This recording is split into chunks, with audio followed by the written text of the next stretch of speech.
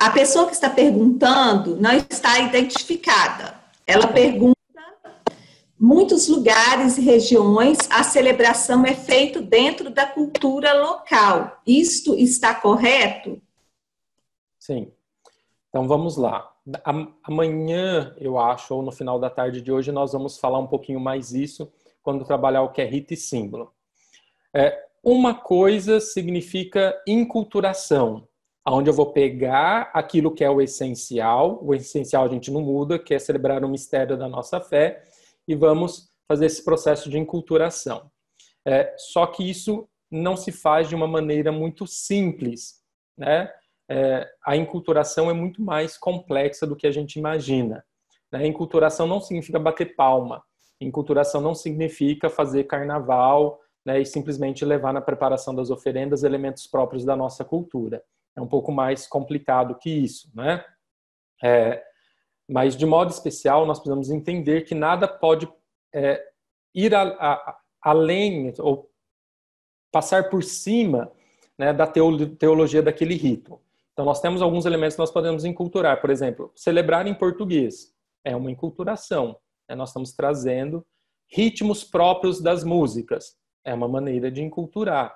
Então, se eu estou lá, eu sou natural de Barretos, interior de São Paulo, e lá a gente tem uma tradição do sertanejo. Posso colocar melodias, né, nesse ritmo mais sertanejo? Posso, isso é uma maneira de inculturar. Agora, posso pegar, por exemplo, a música do Menino da Porteira e fazer uma paródia e cantar como canto de entrada? Não, isso eu não posso. Por quê? Porque tem normas para os cantos litúrgicos, que tem que ter ritmo próprio, letra própria, fundamento bíblico, e não pode ser simplesmente um canto que fala de Deus, né? Então, nós precisamos tomar cuidado aí nessas missas temáticas, né? A liturgia não admite missas temáticas. Então, missa sertaneja, como eu disse, né? Lá no meu interior tinha muito disso. Graças a Deus nós já não temos mais. Né? Por quê? Porque a gente instrumentaliza a liturgia se fizer isso. Né? Então, nós podemos ter elementos da cultura, isso chama-se inculturação, mas tem critérios para fazer isso. Né? Então, em São João eu não posso encher a igreja de bandeirinha, nem o padre usar ali remendo na estola. Né? Isso se chama, como diz o padre, o Dom Armando Buchol, isso se chama criatividade selvagem, ou seja, não pertence à índole, né, daquela liturgia. Se eu entendi a pergunta, mas a gente vai poder voltar e falar um pouquinho mais sobre isso depois. Então vamos lá.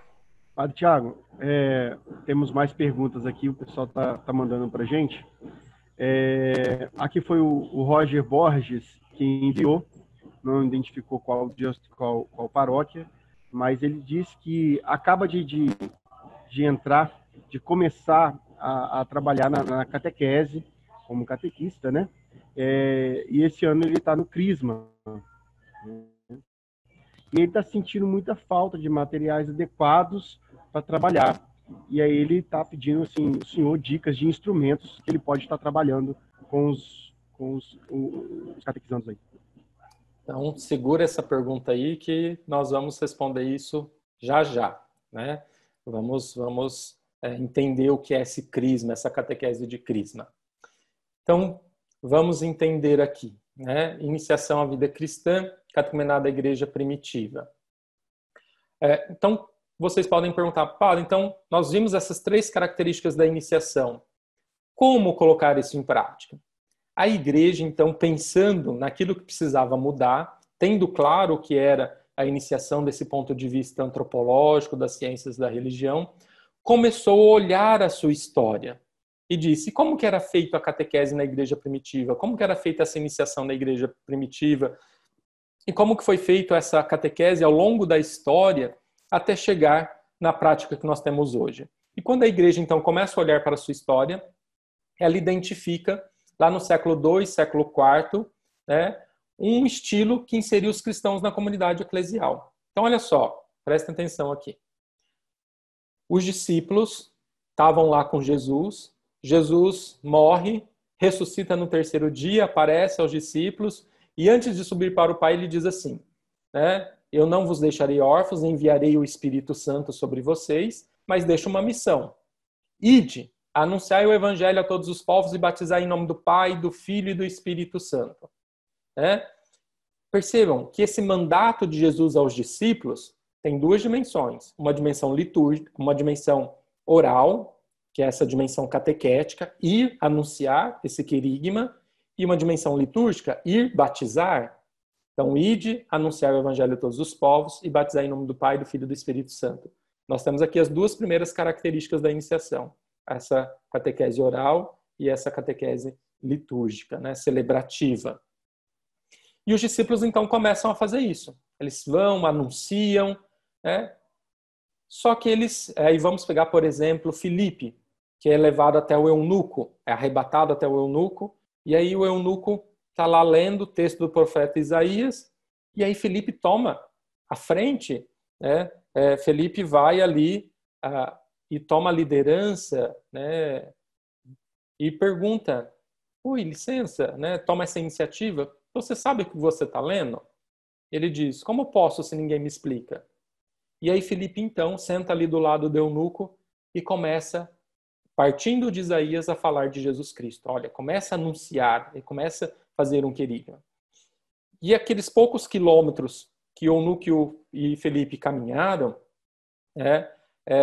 fez com que o eunuco experimentasse de tal forma Jesus Cristo, porque a maneira de Filipe falar foi uma maneira tão profunda, tão cativadora, né, que o eunuco olha e diz, ali tem água, que impede que eu seja batizado? Então, se anunciava o evangelho e aqueles que queriam já eram batizados, na maioria das vezes imediatamente.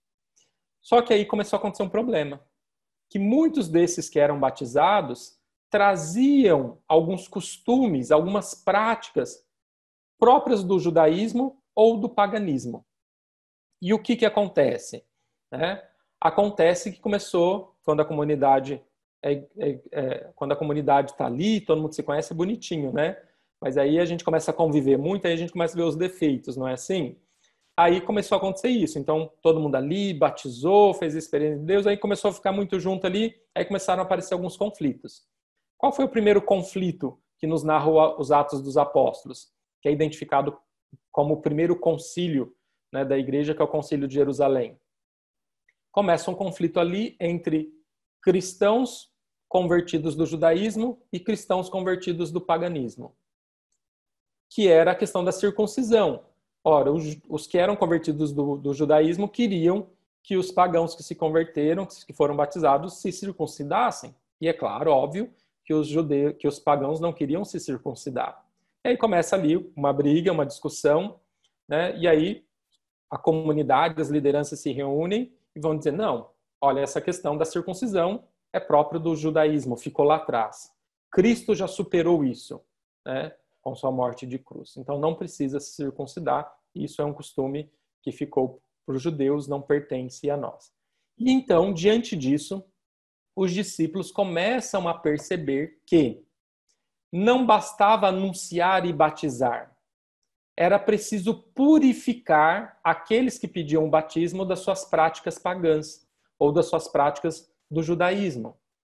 E com isso começa a ser elaborado, sistematizado, né, alguns conteúdos ditos e vistos aí como fundamentais àqueles que pediam batismo, para que eles pudessem receber agora, né, essa iniciação, essa identificação ao cristianismo, a essa nossa nova religião que surgia. Para que eles pudessem se desligar das práticas judaicas, se desligar das práticas pagãs, né, e agora fazer parte de um único grupo, terem elementos em comum. E aí surge a Didaqué. Né? Eu acredito que muitos de vocês já ouviram falar. A Didaqué, que é o Catecismo dos Primeiros Cristãos. Depois do nosso intervalo, posso mostrar um livrinho aqui para vocês. Então, vocês podem adquirir aí nas livrarias, até buscar na internet, talvez, o texto da Didaqué. O que é essa Didaqué? São alguns conteúdos que os discípulos elencam dizendo assim, nós vamos anunciar, mas antes de batizar, nós precisamos dar uma catequese, ou seja, nós precisamos trabalhar esses conteúdos, porque isso é próprio da nossa fé. É isso que vai nos dar identidade, isso que vai fazer com que aqueles que estão sendo batizados se sintam parte desse grupo. E com isso, então, começa a se purificar das práticas pagãs e das práticas judaicas. E esses elementos, então, essa catequese, esse conteúdo sistematizado, começa a aumentar com o passar do tempo, a ponto de, no século II, século III, século IV, nós identificarmos ali um processo gradual, bem constituído, né, chamado e conhecido como catecumenato, né? Mas o nome correto é iniciação cristã da igreja primitiva. Então, como que era essa iniciação cristã da igreja primitiva? Era um processo que inseria os cristãos na comunidade eclesial. Percebam, esse dado é importante. Aqui nós temos uma mudança de paradigma, né? A catequese não era feita para dar sacramento, mas a catequese era feita para inserir na comunidade. Então percebam, qual que é o fim da iniciação à vida cristã? Formar cristãos. Fazer com que eles sejam iniciados, introduzidos dentro de uma comunidade de fé. Então o catecumenato, que teve aí o seu auge, né, entre o século II e o século IV, é um processo de preparação e de compreensão vital e de acolhimento dos grandes mistérios da vida revelada em Jesus Cristo. Então esse processo, esse itinerário gradual, era composto por 4 tempos e 3 etapas. Eu coloquei de separado aqui para fazer essa diferenciação entre um pouco catequese e liturgia. Mas essa palavra catequese não existia nos primeiros séculos da igreja. Então, a iniciação era algo só, era uma só coisa, né, que compunha essa catequese oral e essa catequese celebrativa.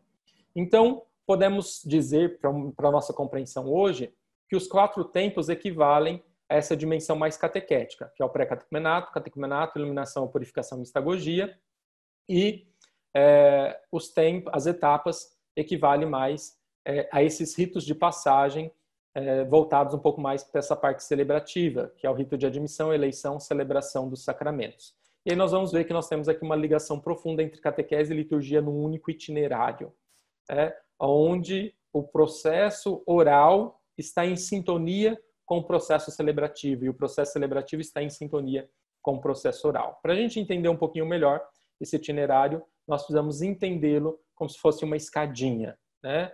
Onde cada tempo e cada etapa é um degrau que esse catecúmeno, esse catequizando vai subindo até atingir ali o ápice, que é se tornar discípulo missionário de Jesus Cristo. Então nós precisamos entender que a catequese deve ser vista numa concepção mais ampla, não só de preparação para os sacramentos, mas de preparação para o ser cristão.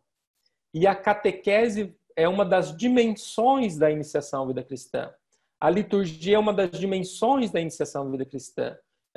Criar esse vínculo afetivo, pastoral, é também mais uma dimensão da iniciação à vida cristã.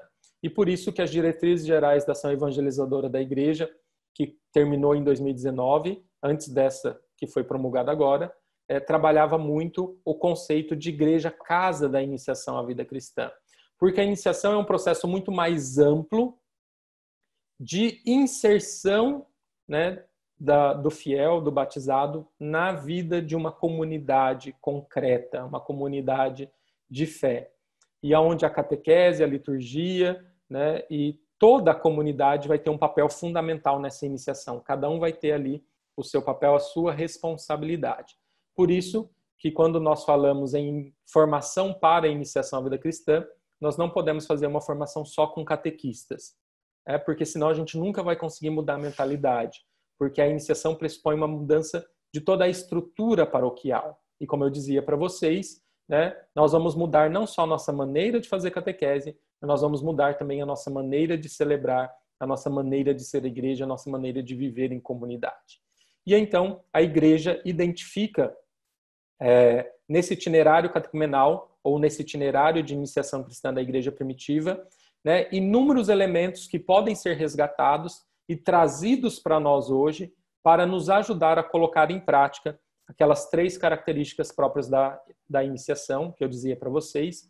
E nesse itinerário, então, nós vamos encontrar um caminho seguro para fazer a mudança na nossa prática de catequese hoje.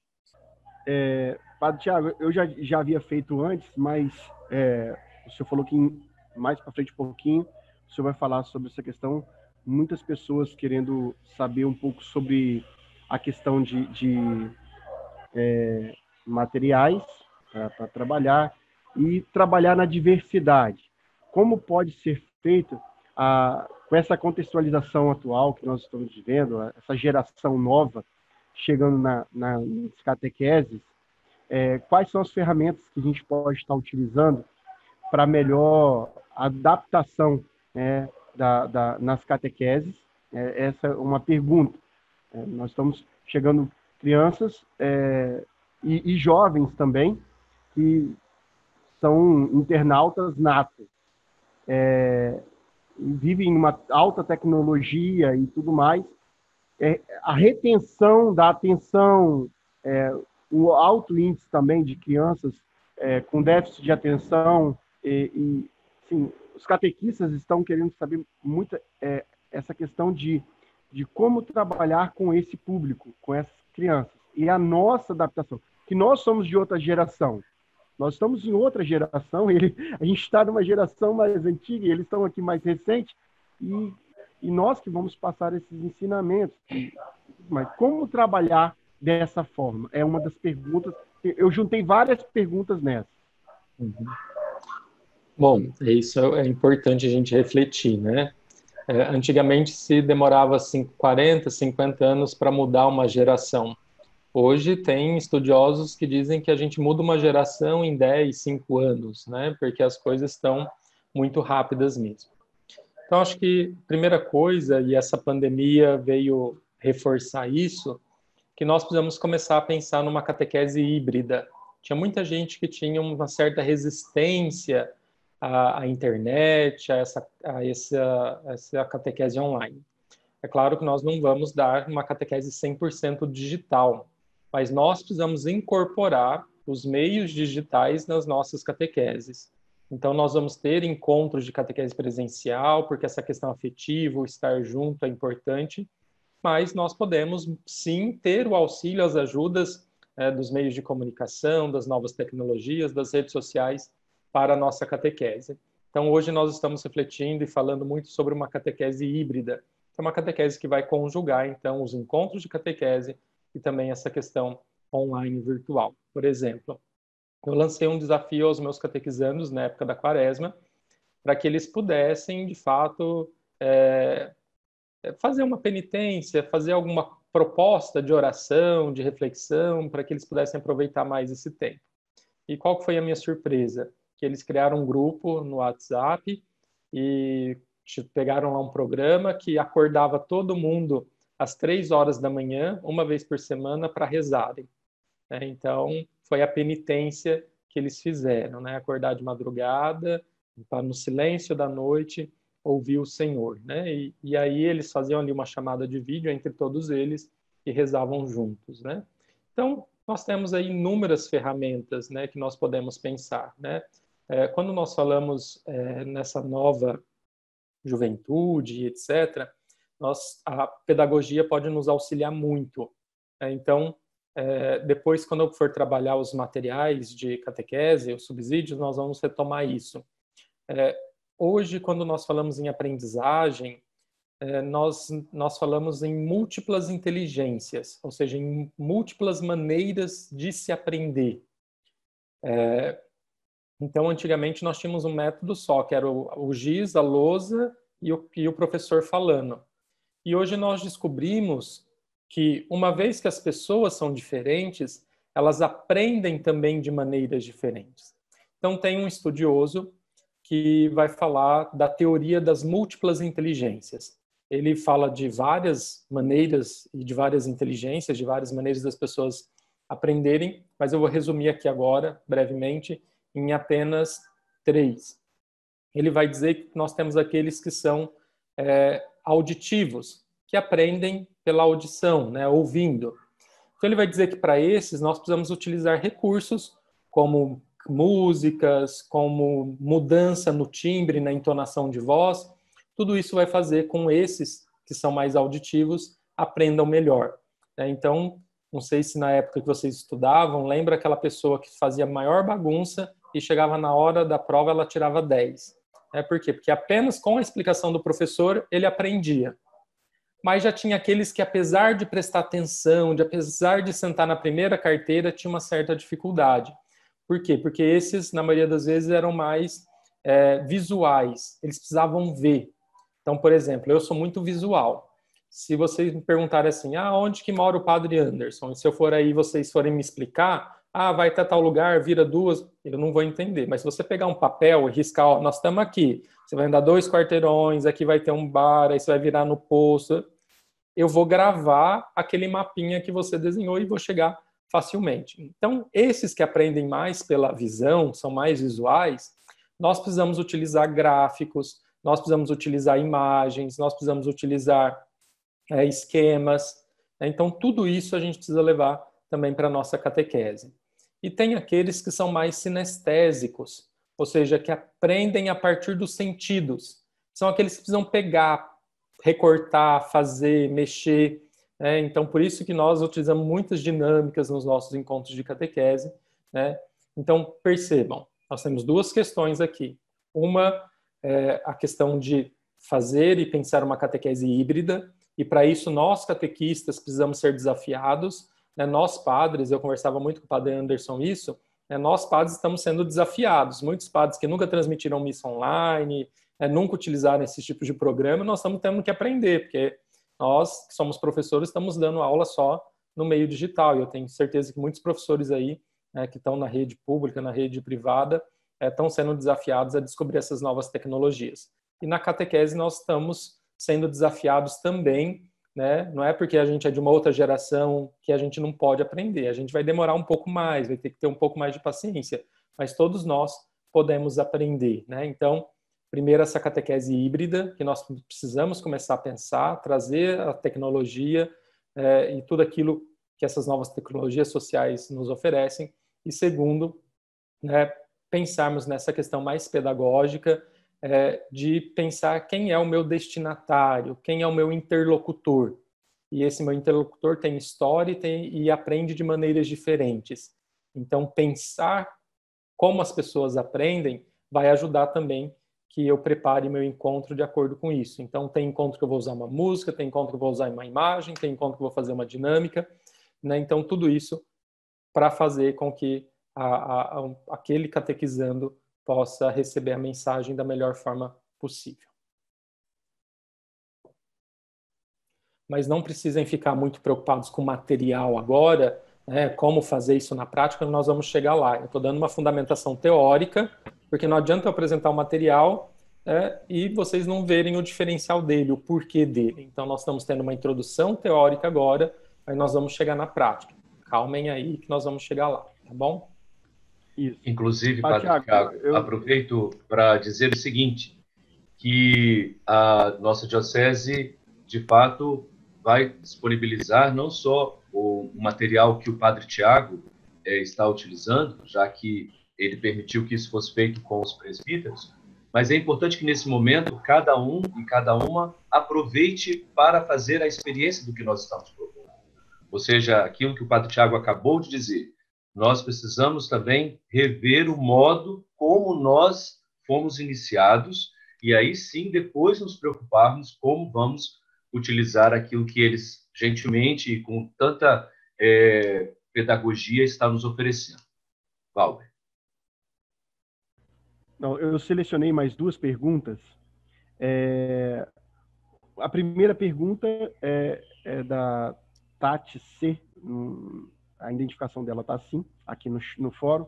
Ela pergunta, diante desse cenário e a influência de muitos pais, influência negativa de muitos pais no ato da catequese, de não dar seguimento da catequese em casa e até mesmo de não incentivar os filhos, o que pode ser feito para que haja essa parceria, essa harmonia entre a família, e a catequese, incluindo isso.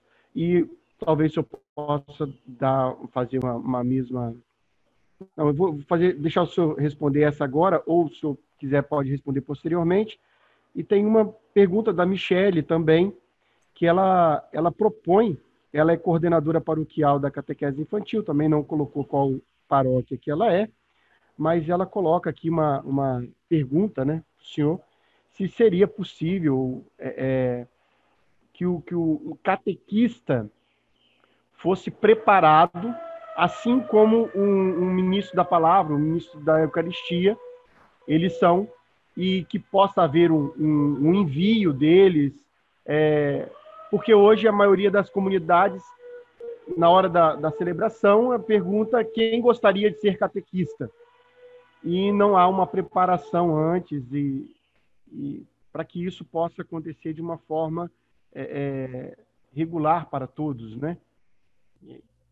Essa é a pergunta da nossa colega aqui. Sim. Bom, então, quanto à família, né? Como eu dizia no início, muitas vezes nós cobramos da família que eles são os primeiros catequistas, os primeiros iniciadores, mas na maioria das vezes eles não foram iniciados. Ou seja, como eu dizia, ninguém dá aquilo que não tem. Então nós precisamos começar a pensar numa catequese não só para as crianças, mas aproveitar que os pais ainda estão mandando os filhos para a catequese e oferecer também um processo de uma catequese familiar, iniciar os pais. Porque eu vejo aqui, não sei aí como vocês se relacionam, né, com as famílias, mas na maioria das vezes a gente ia descobrir quem era o pai ou a mãe daquela criança no dia da primeira comunhão. Porque na maioria das vezes ou a criança vinha sozinha ou o pai abre a porta do carro, a criança desce e volta só para buscar depois. A gente não sabe. Então, mais do que cobrar dos pais, eu acho que a gente tem que nos perguntar o que nós estamos fazendo para que os pais se tornem próximos da catequese.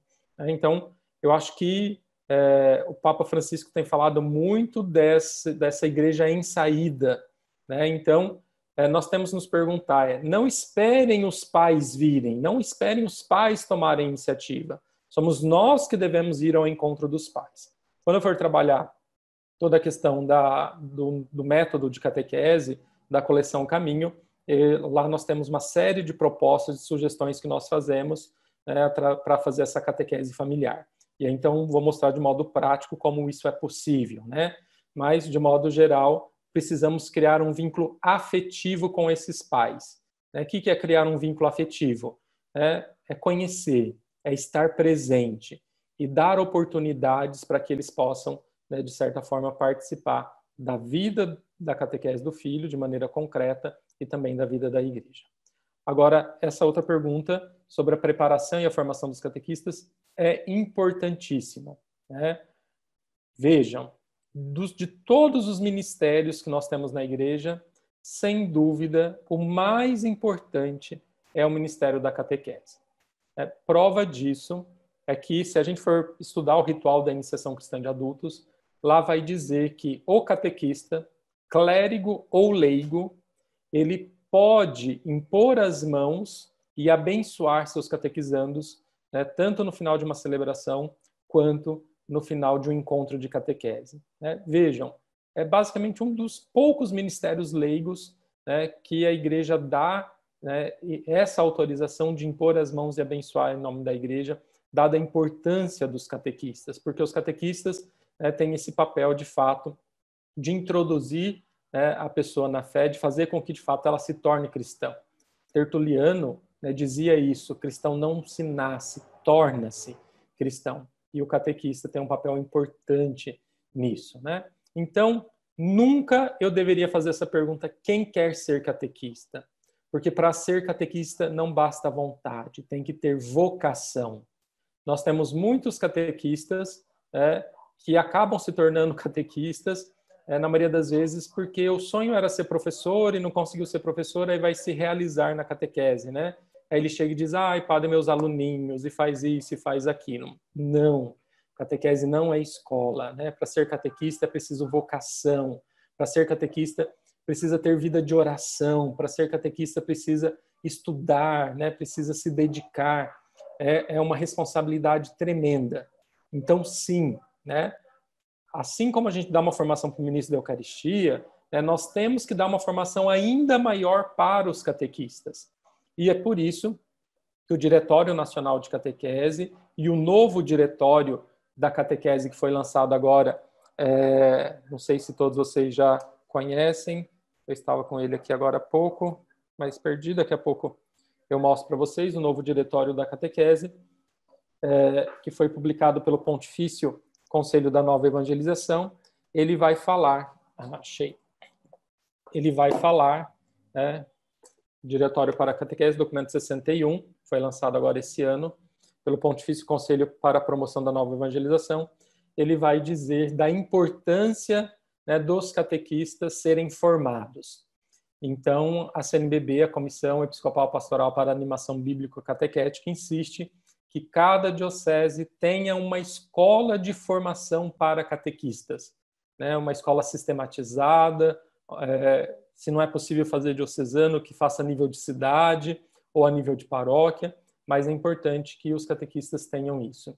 E antes de ir, já assumirem uma turma de catequese, que ele possa fazer um estágio, né? Então, nós temos feito essa experiência aqui, de modo especial, com as famílias, né? Nós temos descoberto muitos pais que têm vocação para ser catequista. Então, eles começam ali como ajudantes, né? Como monitores ali, né? E vão ajudando. Então, a gente sempre tem 2 catequistas em cada turma, né? E um sempre está aprendendo, né, ali na prática com o outro, para depois assumir uma turma de catequese. Aí vocês podem dizer assim, mas padre, a gente não tem catequista. Ora, o que nós estamos fazendo para ter catequistas? Porque muitas vezes a gente acha o problema e fica preso no problema. Ninguém quer, a família não quer, ninguém quer assumir, ninguém quer isso, ninguém aquilo. Não, isso não é verdade. Jesus já dizia que poucos são os operários. Precisamos rezar, sim, pelo Senhor da Messe enviar mais operários. Mas, na maioria das vezes, nós não temos pessoas para ajudar porque a gente faz um convite geral, né, e não faz um convite pessoal. Esse convite personalizado faz toda a diferença. Então, nós precisamos começar a pensar em, de fato, a formar catequistas. E essa desculpa de que nós não temos ninguém para fazer não cola mais, né? Porque nós temos pessoas, sim, né? E eu posso afirmar isso porque constantemente as pessoas vêm confessar, vêm conversar e dizem, padre, olha, mudei para cá faz pouco tempo, o padre, estou à disposição no que preciso, né? E às vezes a gente diz, então vai lá ajudar fulano em tal lugar, né? Aí depois a pessoa volta, padre, eu fui lá, mas a pessoa falou que não precisa de ajuda, que já tem todo mundo já está pronto, né? Às vezes nós nos fechamos também e não damos a oportunidade para que as pessoas, não oferecemos nada de concreto para que as pessoas possam assumir. Então, tem um padre que eu conheci e ele dizia, nós precisamos de ter na igreja um grupo que pense o RH, os recursos humanos, né, que faça essa capacitação e essa alocação das pessoas, porque nós temos muitas pessoas querendo ajudar, mas às vezes não temos nada de concreto para oferecer, né? Os nossos grupos acabam se fechando, né? Então, precisamos assumir, né? E de modo especial, às vezes largar o osso, porque tem coordenador de catequese que está lá há 30 anos e diz, eu não saio porque ninguém quer assumir. Não, você não sai porque ninguém quer assumir, né? Porque quando você sair, com certeza alguém vai assumir, porque a igreja tem 2000 anos e não precisou da gente, né? Então, às vezes, se ninguém assumir o seu lugar, é porque você está aí ainda, né? Saia que alguém vai assumir. Então, não que não possa ficar 30 anos, pode, né? Mas eu tenho que estar abertos e não dá para fazer catequese como eu fazia 30 anos atrás. Deu certo lá atrás, hoje nós precisamos mudar. Então, precisamos sim investir em novos catequistas, termos uma formação concreta para esses catequistas e, de modo especial, né, termos aí um processo de, vamos dizer assim, chamar, né, mais catequistas, né, para que, e nós vamos ver que esse novo processo, essa nova iniciação vai exigir cada vez mais um maior número de catequistas, tá bom? Mais alguma coisa? Padre Tiago, só para a gente dar continuidade à formação, eu vou voltar a 2 perguntas atrás que eu fiz. Só pode falar só uma experiência ou um breve comentário sobre as pessoas estão sentindo assim, com a questão da inclusão social e não só social, mas a inclusão de todos, muitos catequistas recebem na sua turminha pessoas com deficiência, ou às vezes com uma idade de 10 anos, mas com uma idade cronológica de 10 anos, mas de mental e comportamental de 2, 3, 5. E a gente acabou de falar agora que muitos dos nossos catequistas não têm esse preparo pedagógico de estar lidando com essa diversidade dentro da sala de catequese. Só para a gente retomar a nossa formação, o senhor poderia fazer um breve comentário sobre acalmar o coração dos catequistas que estão conosco na sala, por favor? Sem dúvida. Hoje nós falamos muito dessa catequese junto às pessoas com necessidades especiais, com algum tipo de deficiência.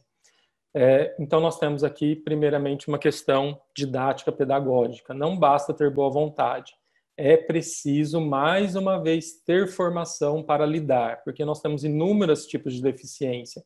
Então, talvez identificar ali na nossa paróquia professores que têm essa especialização em catequese especial, em ensino com pessoas portadoras de necessidades especiais e etc., né? A CNBB tem um grupo que reflete sobre isso. Então, seria importante que talvez a comissão de catequese tivesse ali alguns especialistas, né, que pudessem orientar. Por quê? Porque cada tipo de deficiência requer uma metodologia diferente. Mas, de modo geral, aquilo que nós adotamos para a escola, nós adotamos também para a catequese. Primeiramente, essa inclusão. Então, identificar e ter um especialista ali que vai identificar qual que é o grau de deficiência, como que deve ser trabalhado, né? E antes de receber essa criança, né, preparar a turma de catequese para isso, né? Então, nós vamos ter um encontro sem esse catequizando e nós vamos dizer, olha, na nossa turma está faltando hoje fulano, que vai ser o nosso coleguinha, só que ele tem uma deficiência, e aí a gente vai explicar como é essa deficiência, e nós vamos preparar os nossos catequizandos para acolhê-lo. E aí no próximo encontro, então, nós vamos acolher esse catequizando, onde os demais estão preparados para isso, né? E aí o catequista, então, vai ter ali toda uma didática própria, né, em preparar o encontro e preparar um material específico para ele. Então, suponhamos, se é um deficiente visual, auditivo, o catequista precisa saber Libras, né? E assim por diante. Então, não basta ter boa vontade. Nesse ponto, precisa ter formação específica para isso, né? Então, e a pastoral das pessoas com deficiência, né, pode nos ajudar também, né? Geralmente as dioceses têm aí, né, igual aqui em São Paulo, nós temos uma paróquia onde todos os deficientes auditivos vão participar da missa dali, porque durante a missa tem uma pessoa que vai fazendo ali a linguagem dos sinais para eles poderem participar. Então é uma questão da gente se organizar, né, mesmo. Nós temos já no mercado alguns subsídios, né, específicos para catequese especial, mas aí depende muito, né, do tipo, né, se é um deficiente visual, se é um deficiente auditivo, se é uma pessoa que tem uma síndrome de Down e assim por diante, tá? Então não dá para a gente especificar agora. Então é importante que o catequista tenha uma formação para trabalhar com esse público, e aí ele vai pensar os recursos necessários aí para isso. Bom? Mas nós temos uma orientação nacional, basta a gente buscar. Bom? Podemos continuar, então? Então, vou compartilhar os slides aqui novamente.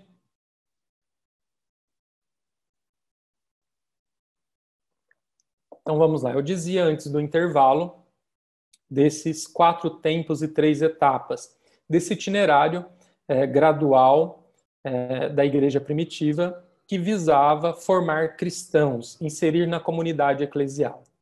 Então, como que foi pensado esse itinerário?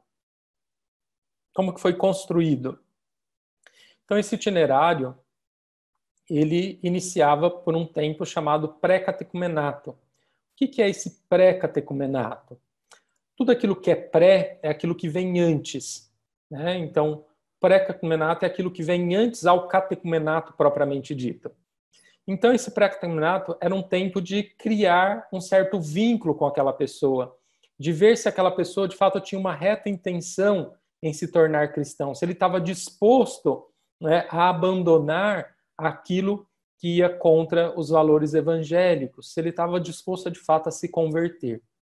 Então, imaginem vocês, a gente saiu para a missão, bateu lá de porta em porta, foi na praça, falou de Jesus Cristo, e aí, depois da gente fazer esse anúncio, esse querigma, algumas pessoas se aproximam e dizem assim, olha, eu não sou batizado, eu não sou cristão, eu quero conhecer quem é esse Jesus Cristo, eu quero fazer parte dessa comunidade. Então, antes da gente batizar, né, os primeiros cristãos diziam que bom, acolhiam essa pessoa e designava ele um introdutor.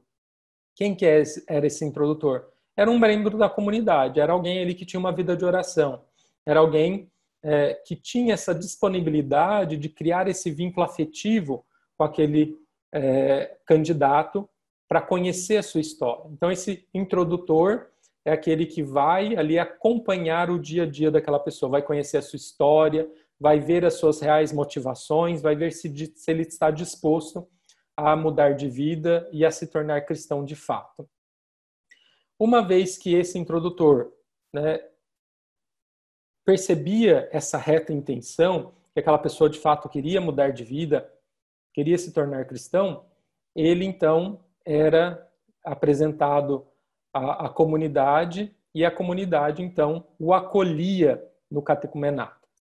Para a gente entender um pouquinho melhor esse processo, vou fazer aqui uma analogia com o nosso vínculo social, nosso rito social.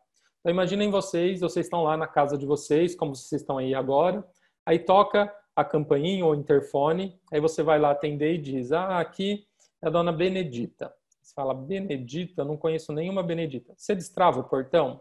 Não. O que a gente faz quando é alguém que bate na casa da gente e a gente não conhece? A gente vai lá no portão, pergunta, oi, quem é você? O que você quer?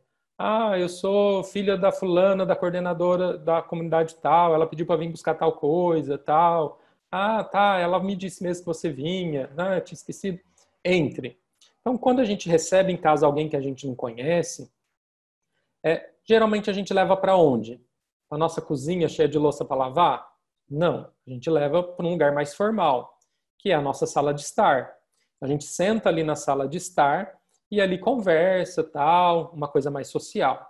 Depois essa pessoa vai embora, a gente continua se encontrando com ela na comunidade, depois de um ano se tornam ali as pessoas mais amigas do mundo, né? Comadre mesmo, né?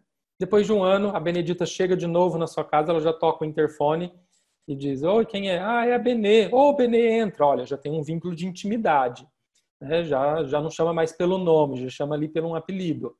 Então, ela entra, aí você está lá lavando louça, você já fala para a Benê, não, Benê, vem cá na cozinha. Estou terminando de lavar louça, já vou fazer um café aqui para a gente tomar. Ora, quem que a gente leva para a cozinha? Geralmente, a quem a gente tem um grau de intimidade, quem a gente tem um vínculo afetivo. Vejam, a iniciação à vida cristã tem essa mesma lógica. Então, eu anunciei o evangelho, algumas pessoas se aproximaram. Uma vez que eu vejo que aquela pessoa tem uma reta intenção, né, que não é uma pessoa que vai me roubar e etc., que você não deixa entrar qualquer um na sua casa. Então, a gente vê essa pessoa que tem uma reta intenção e então a gente recebe essa pessoa na porta da igreja.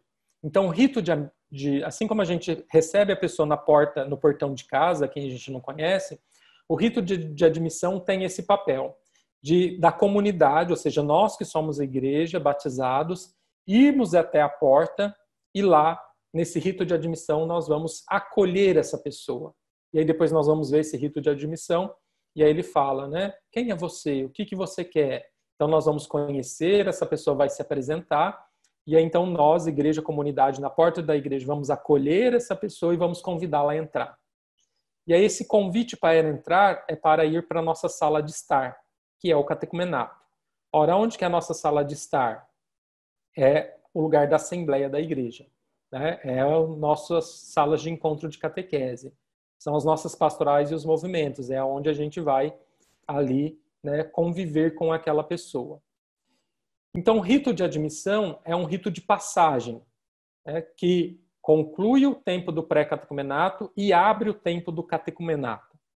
Então, esse candidato, né, no tempo do pré-catecumenato, ou esse simpatizante, uma vez que ele é admitido ao catecumenato, ele tem uma mudança de status e ele passa a ser chamado agora de catecúmeno.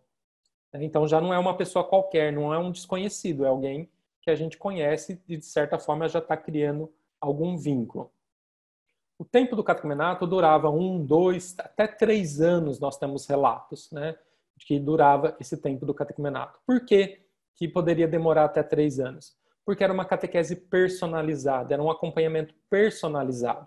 Lembrando que nós estamos falando de adultos aqui, né? Uma vez século II, século III, século IV, né, a igreja estava sendo formada, estava sendo constituída, então a maioria dos que eram batizados eram adultos que estavam se convertendo ou do judaísmo ou do paganismo. Então esse tempo do catecumenato era o tempo da catequese propriamente dita. Então era o tempo que eles se reuniam e iam ouvir a palavra de Deus, iam refletir o texto bíblico, recebiam essa transmissão oral da fé. Então isso era a primeira coisa que acontecia nesse tempo do catecumenato. O segundo era uma catequese celebrativa. Eles tinham inúmeras celebrações que eles participavam, sobretudo a celebração da palavra de Deus. E por que celebração da palavra de Deus? Porque vocês lembram que lá no comecinho eu falei da disciplina do arcano, ou da disciplina do sigilo? Nessa época, século II, século III, século IV, a igreja também observava essa disciplina do arcano. Por quê? Porque a nossa liturgia ela é constituída, né, de muitos ritos vindo do judaísmo, por isso que nós costumamos dizer que a nossa liturgia é judaico-cristã, nossa fé é judaico-cristã, porque tem origem lá nos judeus, mas também muitos ritos próprios do paganismo. Por exemplo, por que nós celebramos o Natal 25 de dezembro? Ora, porque 25 de dezembro era celebrada uma festa pagã, o solstício de Natal, que era a festa do Deus Sol.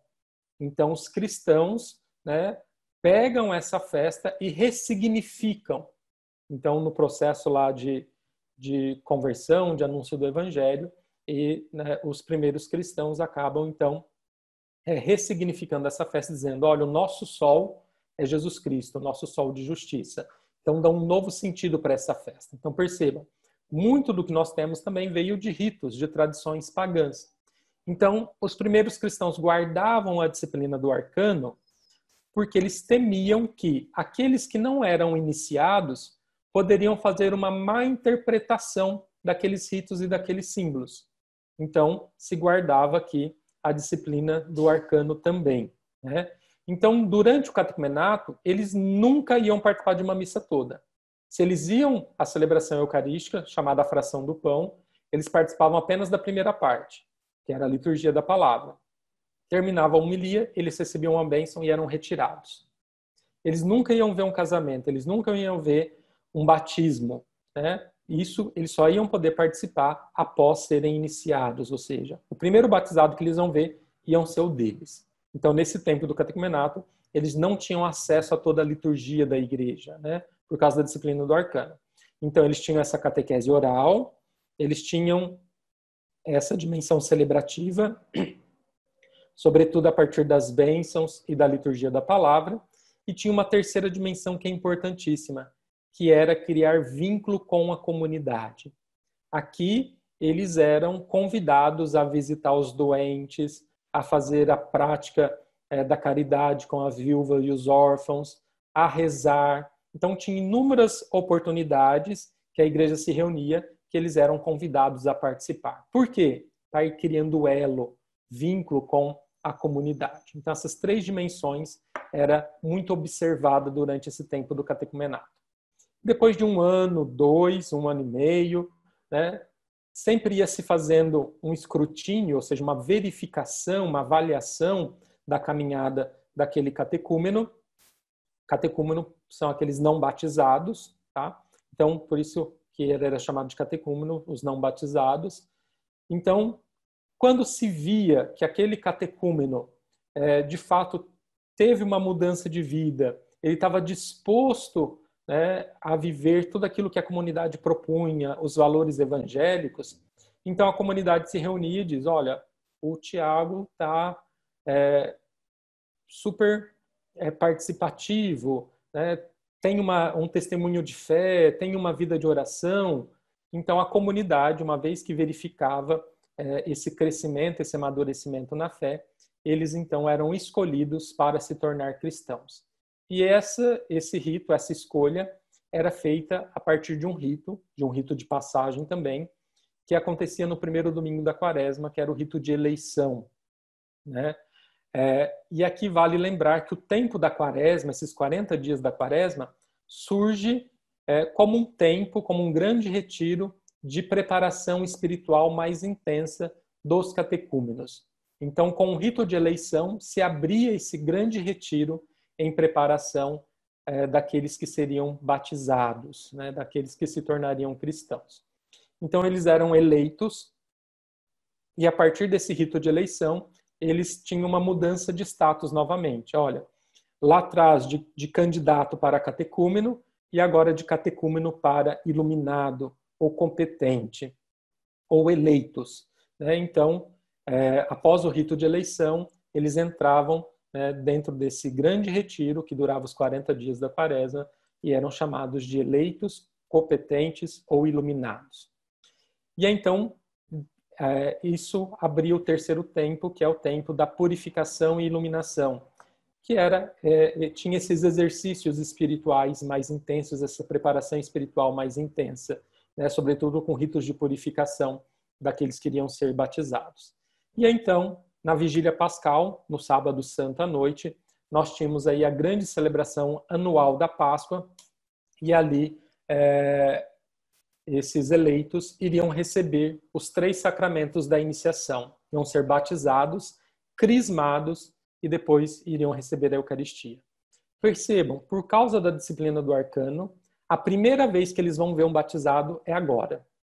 Quem que é o batizado que eles vão ver? O deles.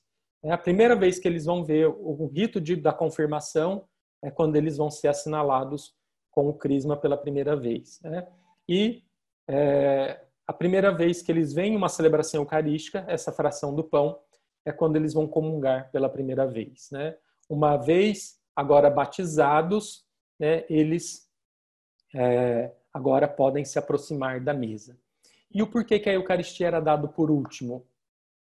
Porque a Eucaristia é a nossa cozinha. Vocês lembram que eu falava que a gente leva para a cozinha, quem a gente tem um grau de intimidade? E a Eucaristia, então, se torna esse sinal de vínculo de união máxima, de vínculo afetivo. Então, a gente só senta ao redor da mesa, só coloca ao redor da mesa quem, de fato, a gente tem um grau de intimidade, né? E por isso que o presbitério fica ali num outro nível, né? Então, a gente sai da sala de estar e vai até o altar. E interessante é que, nessa época, todos comungavam no altar, né? Todos se colocavam ao redor da mesa para comungar. E então, eles recebiam a Eucaristia pela primeira vez, e nós temos aqui a terceira etapa, que é esse ponto alto da iniciação à vida cristã, aonde eles vão se tornar cristãos. E aí, então, né, essa celebração se torna um rito de passagem também, que abre o tempo de purificação, o tempo da mistagogia. O que é esse tempo da mistagogia? Hoje a gente fala tanto em mistagogia. Mistagogia vem da palavra mistério e caminho, conduzir. Então, a mistagogia é esse movimento de conduzir para o mistério de Cristo. O mistagogo é aquele que conduz, né, que leva, tem a mesma raiz de pedagogia, né, de paidagogos, né, que é aquele que pega a criança e conduz para um aprendizado. O mistagogo é aquele que pega o fiel pela mão e conduz até o mistério de Cristo, ou seja, que revela o mistério de Cristo escondido nos ritos e nos símbolos. Então percebam, por que existiu o tempo da mistagogia? Por causa da disciplina do arcano, eles nunca tinham visto um batizado, eles nunca tinham visto uma crisma, eles nunca tinham visto uma celebração eucarística inteira. Então, todos aqueles ritos são novos. Então, o tempo da mistagogia servia para isso. Servia para eu partir do rito celebrado e dar a significação daquele rito. E então, nesse tempo da mistagogia, se utilizava o método mistagógico. O que é o método mistagógico? É o método próprio do ensino da liturgia, de revelar os ritos e os símbolos. Como que se dá esse método? Depois nós vamos aprofundar um pouquinho mais. Mas eu celebro, depois eu parto de cada rito e de cada símbolo, identifico a sua origem bíblica, na tradição ou na antropologia, e aí eu dou o significado teológico daquele rito. E então, uma vez que eu recebo toda essa significação, agora sim eu estou pronto. Então, eu tive aí essa inserção na doutrina, na palavra, tive essa inserção nos ritos, nos símbolos, na liturgia celebrada, e tive essa inserção, criando esse vínculo afetivo com a comunidade. E aí, então, depois do tempo da mistagogia, que durava todo o tempo da Páscoa, esse neófito agora estava pronto para ser chamado de cristão. E aí, então, ele tomava lugar junto à Assembleia no final desse processo. E aí percebam que todo esse itinerário catecumenal, porque é um itinerário pensado para catecúmenos, ou seja, para não batizados, ele tem e tinha e tem a função de formar discípulos missionários de Jesus Cristo, de inserir aquele catecúmeno dentro de uma comunidade concreta, de uma comunidade eclesial. Deu para entender aqui? E com isso, nesse itinerário, nós vamos identificar agora mais 2 características da iniciação. Nós já vimos 3 características. Catequese litúrgica, conjunto de ritos, uma catequese oral, dessa catequese propriamente dita, da doutrinal, bíblica, e essa transformação no estatuto social e religioso. Essas são as 3 primeiras características. Agora, a 4ª característica é esse itinerário gradativo, cujo fim é formar discípulos missionários, aonde os sacramentos não são fim, mas os sacramentos devem ser meios para eu me tornar cristão. Padre, não estou entendendo isso. Vamos lá. Vamos pegar a nossa catequese tradicional. Como que é a nossa catequese tradicional? Eu tenho ali uma catequese de Eucaristia, aí eu tenho uma catequese de perseverança, eu tenho uma catequese de crisma. Ora, eu tenho um único itinerário aqui? Não. Por quê? Porque a criança vem, tem ali, recebe a Eucaristia. Depois, a gente tem uma lacuna entre a Eucaristia e o crisma, na maioria das vezes. Eu não sei como que é a catequese aí de vocês, estou falando aquilo que é o geral na maior parte do Brasil. Então, como a gente tem uma lacuna entre a Eucaristia e a perseverança por questão de idade, aí o crisma, a gente cria aqui uma perseverança, alguma coisa, para ir trabalhando com esses jovens até chegar a idade para ele entrar no crisma e receber a confirmação. Percebam, é um único itinerário? Não. Por quê? Porque se eu perguntar para o catequista de crisma se ele sabe o conteúdo que foi trabalhado na perseverança, e se eu perguntar para o catequista da perseverança se ele sabe o conteúdo que foi trabalhado na Eucaristia, a resposta vai ser não sei. Por quê? Porque é muito difícil nós termos um conteúdo sistematizado, onde eu vou dizer para cada catequista o que ele deve trabalhar. Na maioria das vezes, eu não sei aí em Cachoeiro, mas aqui em São Paulo, os catequistas ou adotam um subsídio, um livro, ou cada um tem ali um roteiro, alguma coisa, e vai pensar. Então, na prática, o que acontece?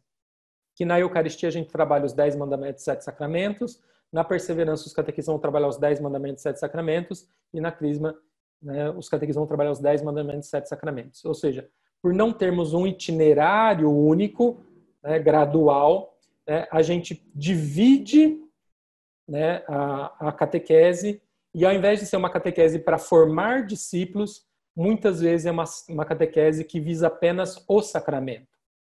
Quer ver como isso é verdade? Como que a gente faz a nossa divulgação da catequese? A gente chega lá, pelo menos aqui, quando eu cheguei na paróquia era assim, estão abertas as inscrições para a catequese de Eucaristia, então quem não fez primeira comunhão ainda, venham para a catequese. Ora, o que nós estamos oferecendo aqui? Simplesmente o sacramento. Aí a criança vem, faz ali 1, 2, 3 anos de catequese, recebe a primeira Eucaristia, pronto. Aí a gente fala, olha, tem a perseverança. De 50 que fizeram a primeira Eucaristia, quantos que vão para a perseverança? Às vezes 10, 15, às vezes nem isso. A maioria vai voltar só para o crisma depois. Aí como que a gente faz a divulgação da crisma?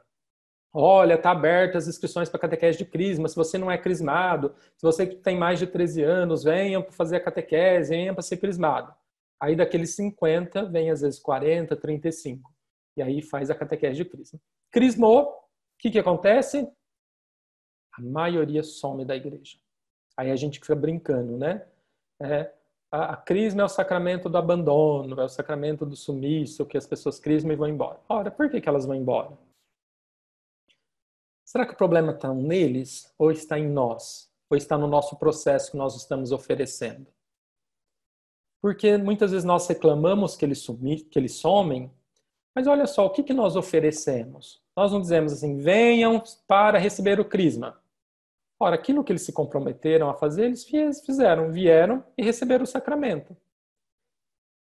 Algum momento nós falamos para eles, venham para se tornar cristãos, venham para se tornar discípulos de Jesus Cristo, venham para se tornar membros de uma comunidade.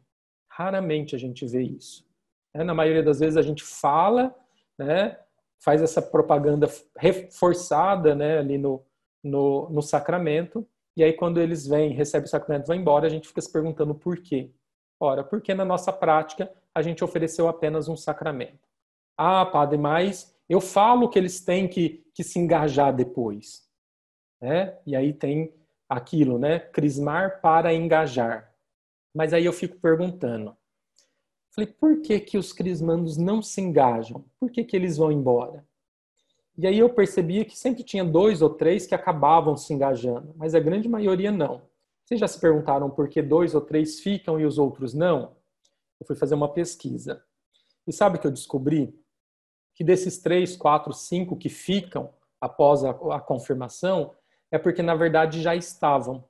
Ou porque já eram coroinhas, acólitos, ou porque já participavam de algum grupo, ou porque a mãe era coordenadora de uma comunidade, então ele já cresceu dentro da comunidade. Né? E o porquê que os outros não ficam?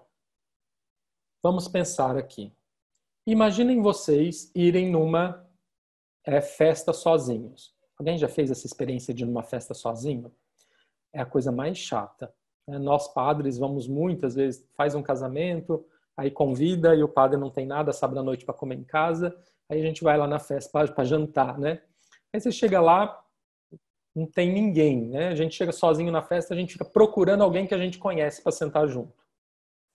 Aí quando a gente não conhece ninguém, a gente senta ali com alguém, mas come e vai embora rapidinho. Por quê? Porque é chato você ficar num lugar onde você não conhece ninguém. Agora, se nós temos uma dificuldade de ir nos lugares sozinho, imagina o catequizando, que na maioria das vezes é adolescente, é jovem e tem vergonha de tudo. Você acha que ele crismou hoje e amanhã ele vai bater na porta da pastoral, por exemplo, pastoral da criança, e vai dizer, olha, pastoral da criança, eu quero fazer parte dessa pastoral. Isso é utópico, a gente acreditar que isso vai acontecer. Na maioria das vezes não vai acontecer. E aqui, então, nós precisamos mudar a nossa mentalidade. Vocês lembram que eu dizia que lá no tempo do catecumenato, uma das dimensões era criar um vínculo com a comunidade? E isso nós precisamos começar a pensar também. Então, ao invés de eu crismar para engajar, nós precisamos mudar essa lógica. Ao invés de crismar para engajar, nós precisamos engajar e crismar engajados. Como fazer isso? Durante o processo de catequese, fazer com que eles façam essa experiência pastoral. Algumas comunidades chamam isso de um estágio pastoral, onde ele vem, ele vai fazer essa inserção, essa experiência, onde aquela comunidade ou aquela pastoral que ele está fazendo esse estágio também vai se comprometer com a sua iniciação, e quando ele crismar, ele já está engajado. E aí, né, nós oferecemos a oportunidade de ele criar um vínculo afetivo, ou seja, dele conhecer uma comunidade, dele conhecer aquele grupo. Então vai ser muito mais fácil ele permanecer do que eu oferecer que ele faça essa experiência depois. Né? Então, nós temos aqui, né, essas duas últimas características. Então, a primeira, um processo gradual, né, onde aquilo que eu faço separado, Eucaristia, perseverança, crisma, eu vou juntar tudo e fazer num único itinerário, onde eu não vou ter mais essa diferença. Eu não tenho mais catequese de Eucaristia, eu não tenho mais catequese de perseverança, eu não tenho mais catequese de crisma. Eu tenho catequese. Então ele vai vir para a catequese. Né? E aí eu não tenho mais catequista de crisma nem catequista de Eucaristia. Eu tenho catequista. E nesse itinerário gradual, nós vamos ter cada etapa um conteúdo específico, a ponto de o catequista que está na terceira, quarta etapa sabe o que foi dado na segunda, sabe o que foi dado na primeira. Onde o catequista está na primeira, sabe o que será dado na segunda, dado na terceira, ele sabe que o conteúdo que ele está dando aqui vai ser amadurecido no segundo, terceiro, quarto etapa. Que aquilo que eu estou dando na quinta etapa é um amadurecimento daquilo que foi dado e uma continuação daquilo que foi dado na quarta, na terceira, na segunda, na primeira, né? Então, nós precisamos superar essa catequese de sacramentalização para uma catequese que, de fato, inicie as crianças na fé, que forme e constitua discípulos missionários de Jesus Cristo. Essa é a quarta característica. E a quinta característica, então, é criar esse vínculo afetivo. Ao invés de eu crismar para engajar, eu vou engajar, ou seja, fazer com que ele crie um vínculo, com que ele conheça, crie uma intimidade com aquela comunidade, e é esse vínculo que criou que vai fazer com que os meus catequizandos permaneçam na igreja após a celebração dos sacramentos. Tá? Então, nós temos aqui todo esse itinerário catecumenal gradativo, né? Onde cada degrau vai puxando e pulando uma etapa. E aí nós temos aqui, então, uma sistematização dessas 5 características da iniciação. Não se preocupem em copiar, porque, como o padre Anderson disse, eu disponibilizei e vou disponibilizar esses slides para vocês terem aí. Né? Então, vocês vão poder retomar, vão poder estudar, vão poder ler novamente esse material. E aqui, então, podemos, talvez, tirar mais algumas dúvidas.